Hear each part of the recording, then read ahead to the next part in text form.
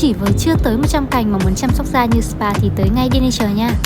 Mọi người sẽ thắc mắc là chỉ với chưa tới 100 cành, cụ thể là 87 cành thì làm sao mà đi spa được đúng không? Không sao cả, không đi spa được thì mình mang spa về nhà thôi. Các spa cao cấp thì thường hay được tắm bồn thảo mộc nè. Vậy thì thử ngay xà bông mùi già nhé, tẩy tịnh, thanh khiết. Hay là các bạn thích mùi hương ấm cúng thì có thể thử xà bông quế chi, vừa làm ấm vừa tẩy tế bào da chết.